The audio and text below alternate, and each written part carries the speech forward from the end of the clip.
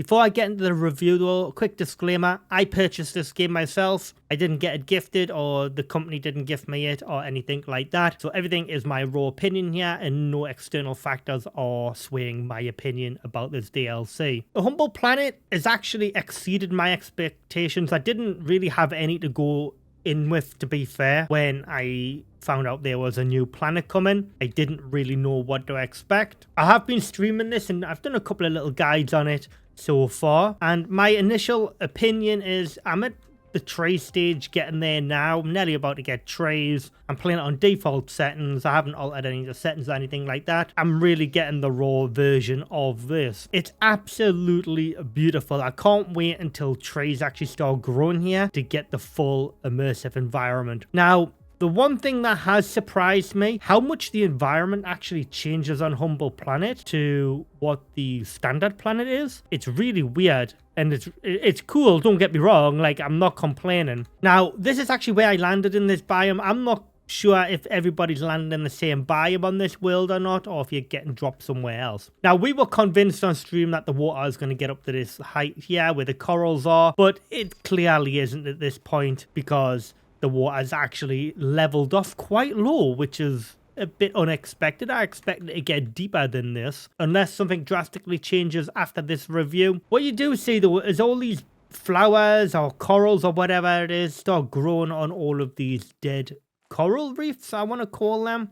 And also, which is very nice, so if you have an issue making plastics ever, now you can actually farm the mushrooms which grow at the bases of these corals. Now, this doesn't start happening until done the moss stage. So once you've gone into moss stage, you'll start seeing these growing, these mushrooms, and you can just harvest them, which is crazy. And you can just eat them on the fly, or you can use them at creating plastics, which is even nicer.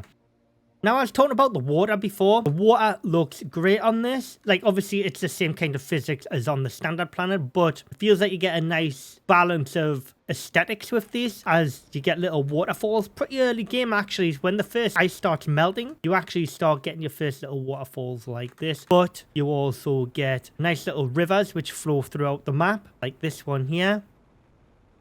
And you get to this big one here. Now, all of this here is just started happening for me recently, so it does look really nice. So what it does lead down into though is this big crater, which looks really cool. All of this just appears over time as the ground starts changing, and all of this starts filling up with water. Now, I am interested to know is if all of this is going to fill with water eventually, and all of this will start flooding. So maybe all of this eventually will actually get really high in water, but that's just something we're going to have to revisit in the future. But yeah, you get really... This all used to be a land at one point. You could walk over this, as you can see here, from where I had an old midpoint.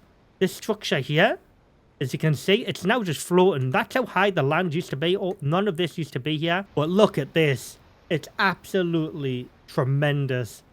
This forks off into so many different biomes.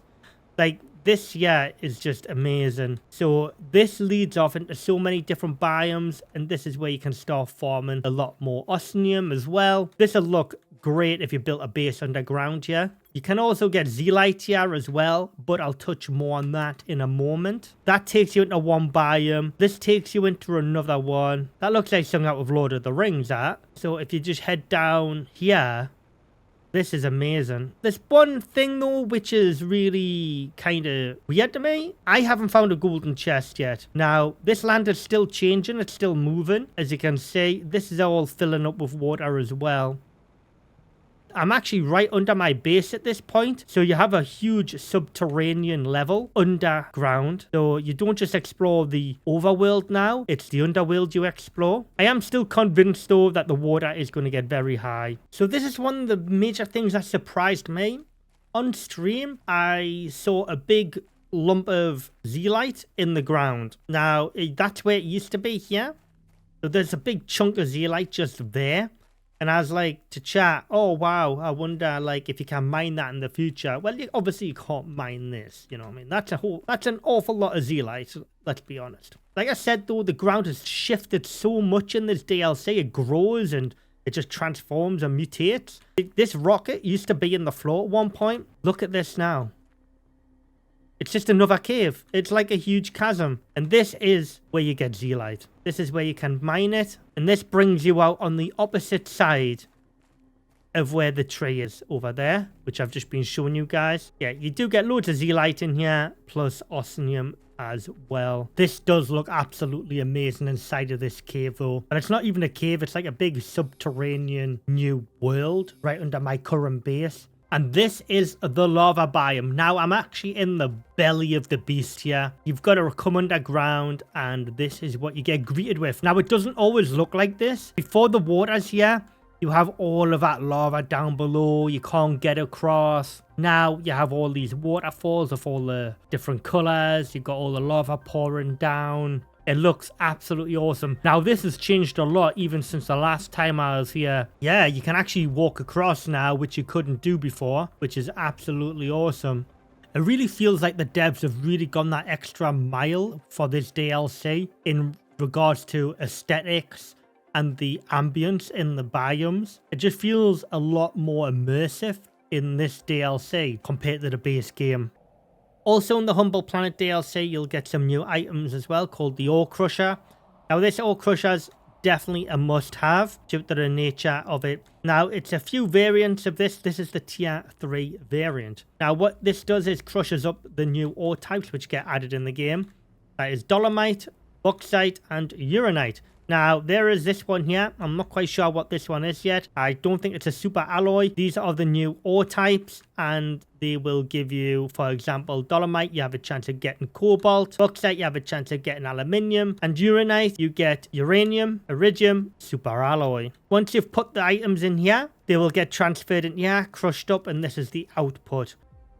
Now, driving around on this planet isn't too bad either, but eventually you're going to have to build some little makeshift bridges over the water and stuff like that if you want to get to some of the harder reach places, like the zeolite I've showed you, or the crater which I showed you earlier on. But yeah, it's pretty easy to navigate around here. You definitely want to be upgrading your vehicle though, especially with the 100% oxygen, so you never run out of oxygen. It's very handy. And also the storage on the rear, which you want to be upgrading. And one of the other great features within this DLC as well, the fact that you can use explosives to blow up these kind of ore nodes. They'll have different ores inside depending on the biome you're in. Now, everything I've blew up so far, you can get iridium, uranium, super alloy and aluminium. They're the ones I've had so far. And you also can get the rod variants inside of these as well if you're lucky. If you found this Humble Planet DLC for the Planet Crafter helpful, let me know down in the comments. If you did find this video helpful, please consider leaving a like on it and consider subscribing to the channel.